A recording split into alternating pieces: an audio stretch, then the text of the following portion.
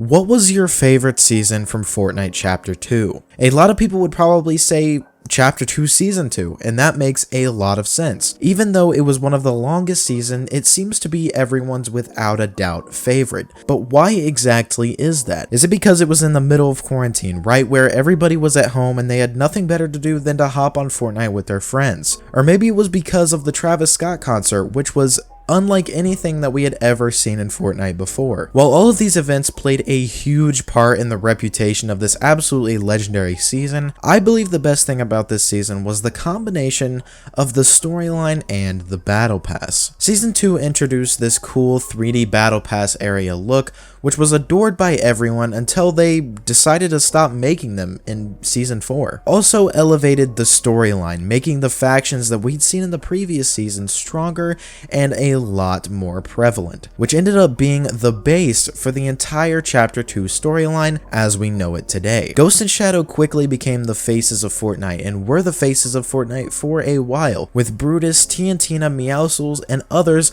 becoming fan favorite characters. But one that always stood out from the rest, that everybody loved for some reason, was the Tier 100 skin, Midas. Midas was different. He had a feature that was very new to Fortnite, where any weapon that he'd pick up would get a gold wrap. Was that why everyone loved him so much? Or maybe it was this continuous aura that he was different than all the other characters in the game. You felt like you were connected to him more. I mean, there are so many different variants of him. They even put him in an Iron Man looking suit for some reason, which is probably the weirdest thing they've ever done with him. Or maybe it's because of his anti-heroic protagonist role in the storyline. Or because he almost allowed all of us to finally escape the loop and brought light to exactly what we were doing in Battle Royale. But we all know how that ended. And after that point, Midas's role in the storyline slowly deteriorated, with him not really being relevant again until Chapter 2 Season 4, when his snapshotted Shadow Midas infested the island with shadows during Fortnitemares. But what I want all of you Midas lovers out there to do right now for me is take all of that bias, that unwavering love that you have for Midas, and just toss it out of your window. Toss it in the farthest corner of the room. Throw it away as far as you can, because in today's video, you're gonna see Midas in a whole new light. And it's definitely not a good one.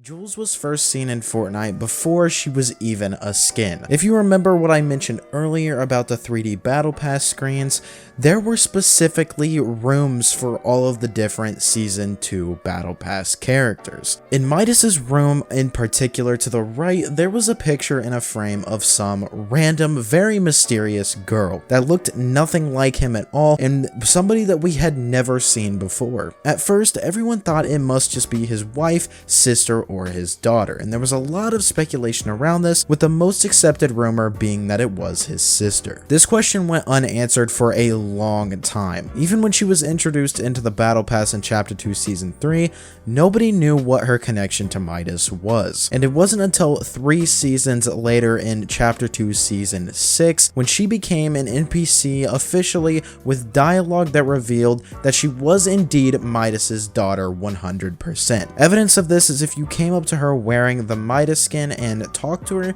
she'd say, "Oh good, father, daughter, time." But even after it was confirmed, a lot of people were still very speculative because of how unsimilar Midas and Jules are in terms of their facial features. If I put them both up side by side right here, you can see in terms of their face, like their eyes and their nose and all that stuff, they don't really look that similar. Nonetheless, even if you believe it or not, Jules is Midas's daughter. But what a lot of people didn't expect though when this news came out is how there would actually be some lore aspects embedded within Midas and his daughter's relationship, with some people even speculating to go as far that he neglected her. But now this is pretty much the meat of the video and where the story gets a little fuzzy. As you saw in the thumbnail, I claimed that Midas is a terrible father. I'm putting that in quotation marks in real life, but that's not exactly what I believe necessarily. If we take a look at Jules' character description, it says Jules is the daughter of an international crime boss who refuses to live in her dad's shadow. Left to fend for herself, she learned how to rebuild the world the way that she wanted to see it. It is on track to be one of the greatest inventors of all time. More specifically, I want you to focus your attention to the lines that say refuses to live in her dad's shadow and left to fend for herself. Now, if you were reading that without any prior context, this would make it seem that she was neglected by Midas. If you had never seen Fortnite before, you don't know anything about the lore, this would insinuate that maybe she was a little neglected, pushed off to the side a little bit. But the Timeless Order over on Twitter, who breaks down the Fortnite storyline in detail, brought this up saying that he is a bad person because first of all, he ran a crime empire, but he also neglected his daughter. And here's why I'm going to explain why that's partially incorrect. Like I said previously, based on those two dialogues, I guess you could maybe make the claim that he neglected her, but I think that's a bit of a stretch. If you do some digging and look around and try and find evidence, look at the history of Midas and Jules themselves, you'll find that according to the Fortnite wiki fandom,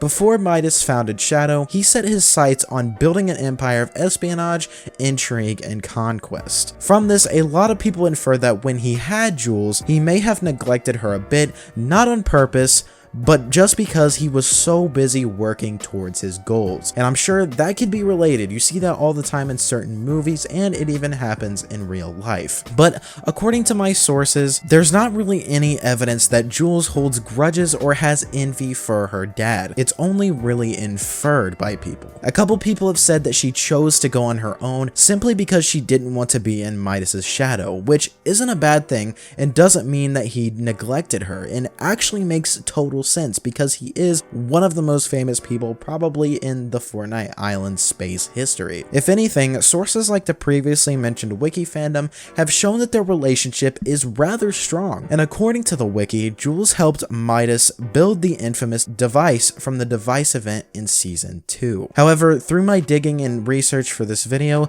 there doesn't seem to be much evidence supporting this besides for the fact that she holds the same goal as Midas to escape the loop, which was revealed through dialogue in Chapter 2, Season 7. Overall, this relationship is a bit confusing, mostly because the very few dialogue we have that gives hints towards their relationship is extremely vague, which is mostly how things go in the Fortnite storyline lore space, and it's very difficult to determine what exactly they're trying to say. So, overall, is Midas a bad father?